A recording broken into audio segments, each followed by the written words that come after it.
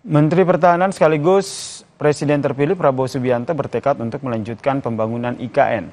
Prabowo berharap dirinya mampu menyelesaikan pembangunan IKN meski akan memakan waktu dan melewati proses yang panjang. Prabowo pun optimistis 5 tahun mendatang fungsi Ibu Kota Nusantara di Kalimantan Timur ini dapat berjalan. Prabowo juga menegaskan jika dirinya akan berkantor di Ibu Kota Negara. Untuk melanjutkan, kalau bisa menyelesaikan. Ya, Pak Jokowi saya kira sudah mengambil peran sejarah, beliau yang inisiasi.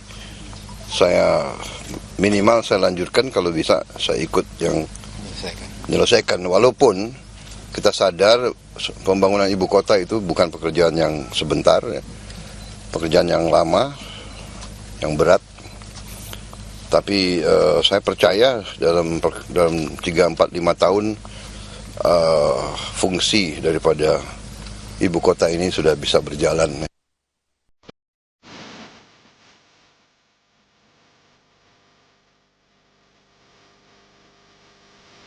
Salah satu investor saya sendiri sebagai pengusaha. Itu. Ya.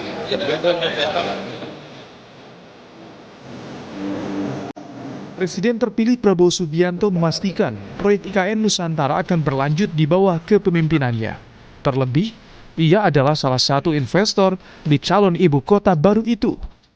Prabowo Subianto pun optimistis, dalam 3 hingga 5 tahun ke depan, fungsi ibu kota Nusantara sudah dapat berjalan. Prabowo menyebut akan berkantor di IKN setelah resmi menjabat sebagai presiden. Saya percaya dalam 3, 4, 5 tahun fungsi daripada ibu kota ini sudah bisa berjalan. Ini saya bukan orang teknik, tapi saya empiris, saya juga orang lapangan, saya juga banyak membangun. Saya kira kalau kita lihat, kita optimis ya, dan nanti akan kelihatan betapa manfaat daripada pemindahan ini, walaupun nanti tentunya banyak yang masih kita harus kerjakan. Artinya setelah dilantik Bapak juga akan berkantor di IKN ya Pak ya? Namanya, kalau ibu kota ya, presiden ada di ibu kota. Sementara itu, Menteri Investasi Bahlil Lahadalia menyebut sudah lebih dari 56 triliun rupiah uang investor yang masuk. 4 investor asing juga sudah mulai masuk, seperti investor asal Jepang dan Korea yang akan berkonsentrasi pada investasi di bidang properti dan fasilitas umum. Sudah ada 50 triliun lebih yang masuk pada tahap pertama dan di klaster pertama, dan kemudian di klaster kedua investasi dari FDI kita udah mulai masuk, asing udah mulai masuk. Jadi ada sekitar 4 perusahaan yang akan masuk ya.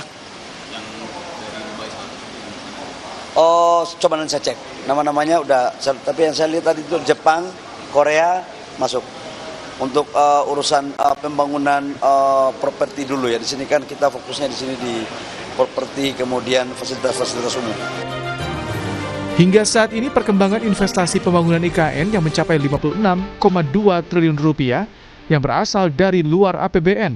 Ada 55 proyek yang sudah groundbreaking, di antaranya 6 proyek pendidikan, 3 kesehatan, 10 proyek retail dan logistik, dan 14 kantor dan perbankan. Tim Liputan, Kompas TV.